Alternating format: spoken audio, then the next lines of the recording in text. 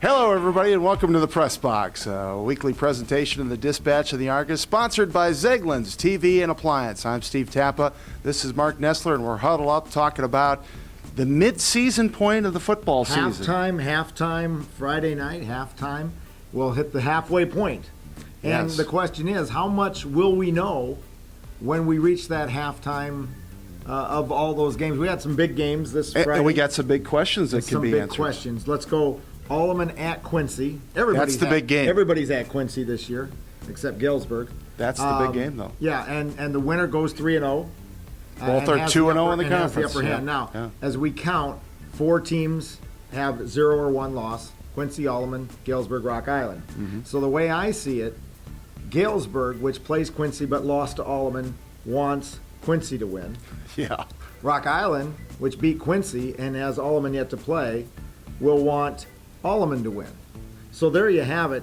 It does have an upper hand, and there is some interest by the other teams on the outcome of that game. Now, Quincy, I think, has an upper hand with the home field advantage. That's huge down Sure, there. Yeah. you betcha.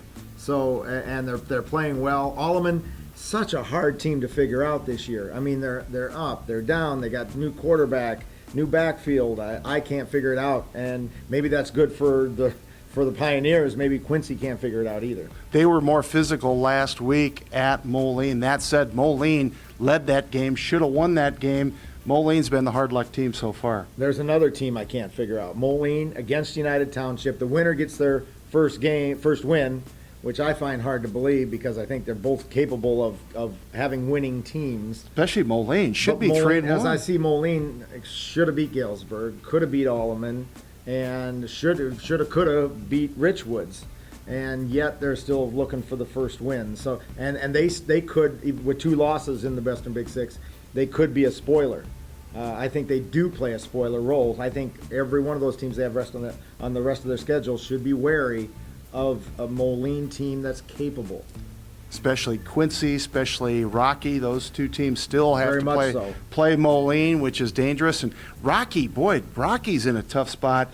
This week they're 2-2. They just recovered from back-to-back losses, and now it's back into the frying pan. Yeah, they play Peoria High at home. They do have a home game. State-rated Lions. Yeah. But the weird thing is we're at mid-season, on Friday, and they've only got 2 conference games under their belt, a non-conference game here against Peoria High. Now, Steve, there's rumblings out there and unconfirmed that there is a team suspension, a key player. We'll find out more when we get to game time.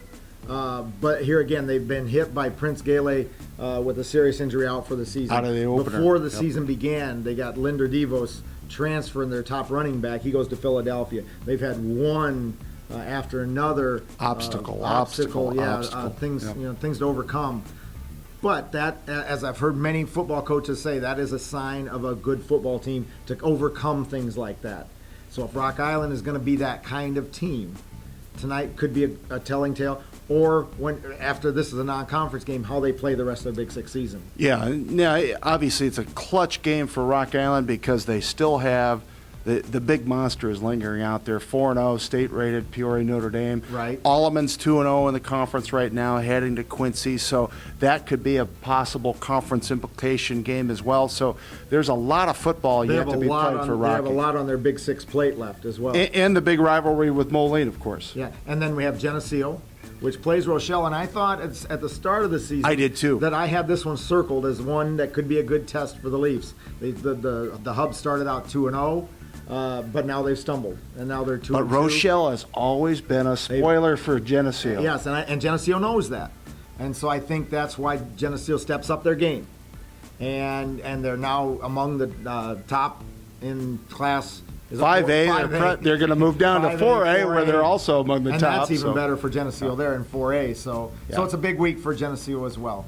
So tonight's the midpoint, halftime. Maybe we'll have an extra pork chop sandwich, an extra bag of popcorn. Absolutely. There you go. And thank you, Zeglin's TV and Appliance, for sponsoring the Press Box. We'll see you tonight at the stadiums and all the fields. Take care.